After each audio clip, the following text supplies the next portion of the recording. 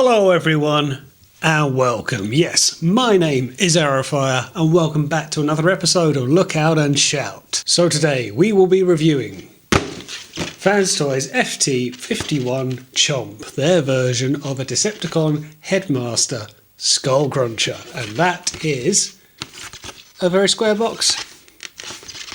It's fairly Fanstoysy at this point. You get the nice design on the front, very artistic design. Not much on the side other than the date for which it was released. It was only 2022 when we eventually got the figure, and some product shots on the back with the other Headmaster releases available at this point. And that's about as exciting as it gets, because it doesn't get a whole lot more exciting on the inside either. By that, as I mean as accessories, he comes with his transformation booklet, which is very nice, and his gun and his sword, which is made up of part of his tail. And that's it. It's a bit low-key, I suppose, considering the gimmick he is a headmaster, so the head transforms into a separate robot. But yeah, no other gimmicks, no other alternative headpieces, no alternative face sculpts. What you see is what you get. So, as the name suggests, let's get our teeth into it. And here he is in his robot mode, and that is a very nice looking version of Skullcruncher. It kind of hits me a little bit out of the box that it is very well built, but we are getting a very similar Fanstoys MO, and particularly with the shoulders.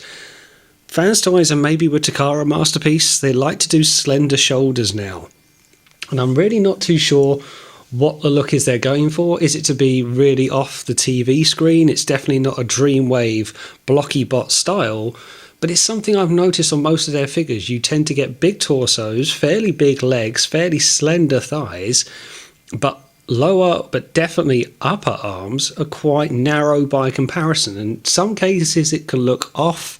I wouldn't say it does in this case, but it's just something that I've noticed with the curvature of the shoulders. Could they have been a bit more square, maybe Ultra Magnus looking like? And you get the muscle bot that we believe this guy to be. But that being said, he looks very, very good. He really does look better in hand. You would take him out of the box. He's got very good weight to him. And yeah, I was pleasantly surprised with it. I do wish we got an alternative faceplate. I will say that faceplate looks good, looks toon accurate, but that's just it. It's a placid face. We haven't got another shouty face that we can slot in. So, bit of a shame in that sense. The accessories with this set are a bit limited, and I'll get into that in a bit. But I really like it. I really like how he looks. I love the colours that are used. That hot pink and that reflective emerald green looks really good. I wish the green on the Headmaster was the same shade as the body. It probably follows the cartoon again, but it just looks a bit too different for my liking. A lime green to a deep green. I would like them to have matched. But it looks very, very good. A very good representation of a limited character who, hopefully, thanks to the Earthspark cartoon, is getting a bit more limelight. Let's get in for a closer look. So straight away, we're looking at this very chiseled-like physique with these sharp, slender points, square head, all the way down. There's a lot to like about this figure in that there's a lot of rotation as well. There's good posability on the legs in that once you get the hip skirts up and out the way, he'll actually hold a crouching pose with minimum fuss. That's pretty good balance. I'm not doing an awful lot there other than tilting a knee back for stance, but there's no other weight distribution that needs to be done. I want to say it's simple.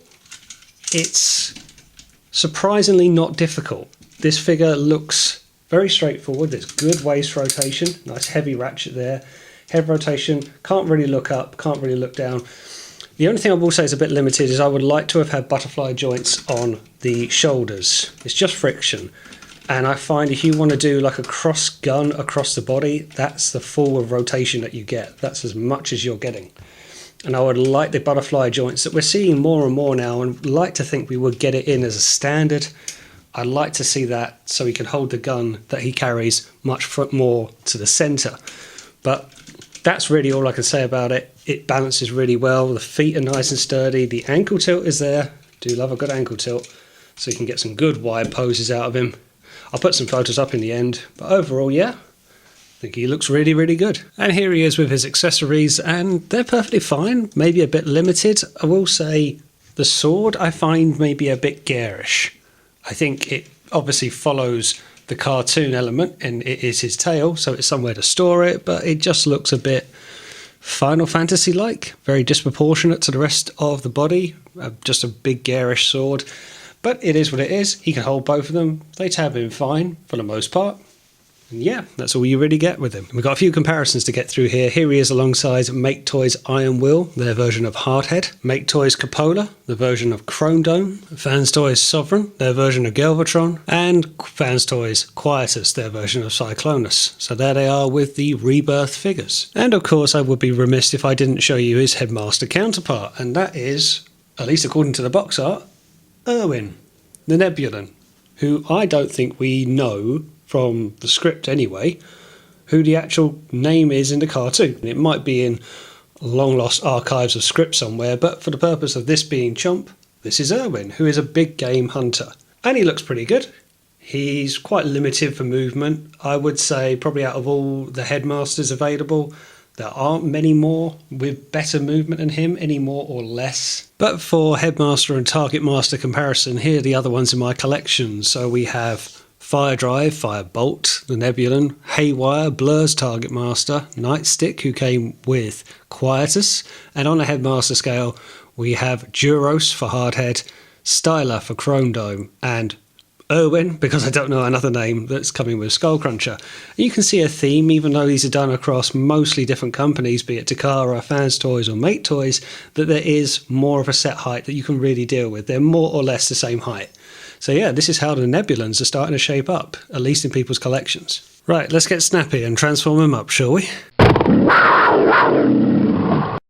And here he is in his crocodile mode, and that's about as much of a pose as I could get him in on the rotating table without him scraping the walls of the light box. His tail isn't really meant to be like that, that's just kind of a position I had to get it in. But that's how he looks, and he looks really good. He's a very square alligator crocodile, and he's surprisingly pink. It's quite a vibrant pink. You see it in robot mode, but it really stands out because it's such a massive pink in the bot mode, and it looks really good. It's very G1 defined, it's very square, it's very much it reminds me of the G1 toy in as much as it's got that brick bulk feel to it. I really like it. It's very heavy, very long in this mode as well. It's one of these ones that as you're assembling it and transforming it, it's unpackaging itself in front of your eyes and it's getting bigger all the time. Good piece, good weight to it, nice paint. That paint is lovely in this mode, in the green and the pink. Let's get in for a closer look. And so you can see for a bit more definition, that's how he's supposed to look. And when you get him up in your hand, he's very nice. He's very weighty. Nice articulation at the jaw. There's a gun inside of his mouth, which annoyingly doesn't move. It's fixed in. I would have liked maybe a little bit of positioning in that. It's not the end of the world, but it's something I would have liked to have seen. But all in all, very nice. Okay, I will say limited articulation in this mode in terms of you can't turn his head much. You can rotate it left and right, so you can get a few confused poses. And as I say, it's more the upper jaw that moves up and down, some nice sharp teeth. The arm movement is limited, but then again, do you really need to position a crocodile? It's more or less going to be in that kind of pose. That's kind of what he's going to be. That's what crocodiles do, so that's what he does. But I really, really like how he looks, cleans up fairly well on the underside. And it is a fun transformation, and I'll say that again for a Fanstoys figure. It is fun. The transformation is good.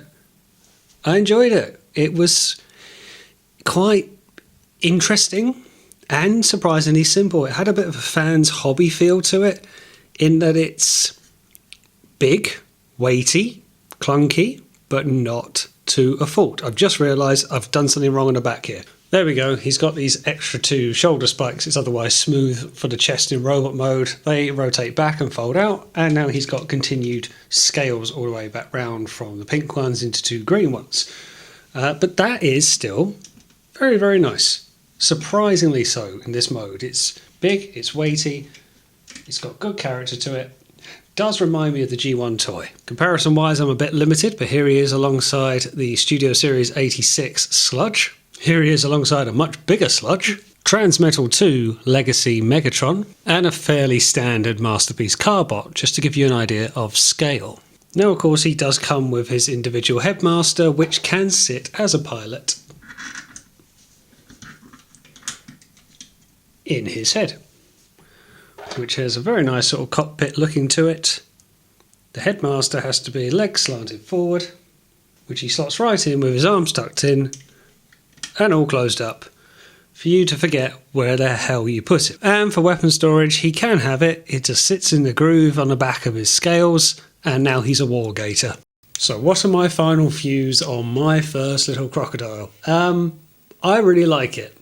I really like it because it does simplistic G1.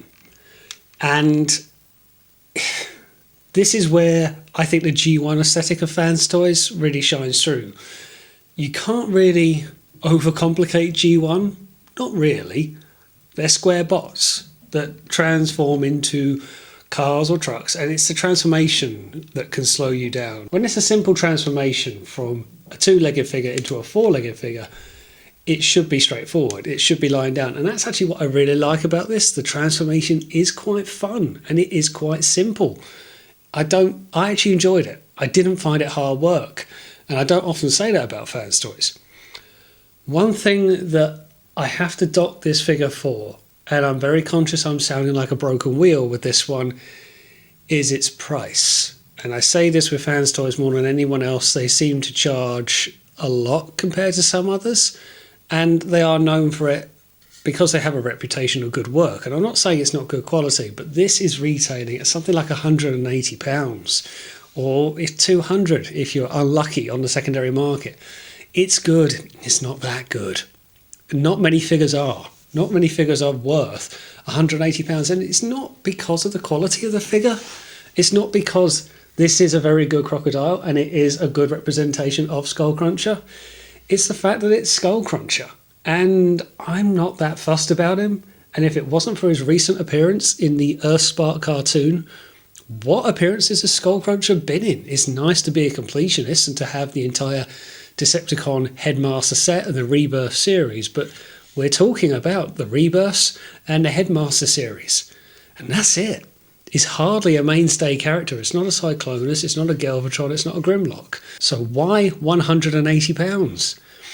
I am conscious that I'm saying that about most Fanstoys figures, but it's something I have to deduct for this figure, however good it is.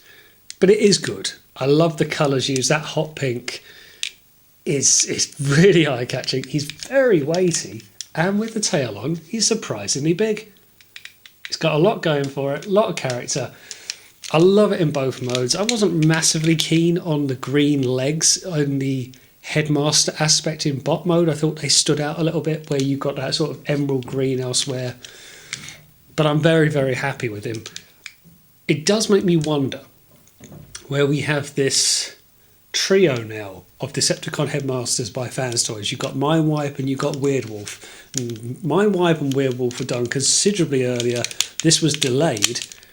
And now we've got all three. Do the other two look a little bit old hat? Do they look a bit older and a bit past it? Now, there is an option to get a KO Weirdwolf on the market, which I may or may not have looked into because actually finding the original one is hard enough and stupid price. And I have heard that the Fanstoys Mindwipe is very so-so. Will we be seeing a 2.0 to bring them up to more engineering standards? I don't know. For the here and now, it's a very nice figure. It's a very good representation of a limited run figure. And really, I only picked him up because of his appearance in Earthspark. It's made me look at him and think, do you know what? I haven't had a Skullcruncher toy. I'd like to have one. And now I can say I have a crocodile of my own. So based on this, I give this crocodile 4 Rodimus Star badges.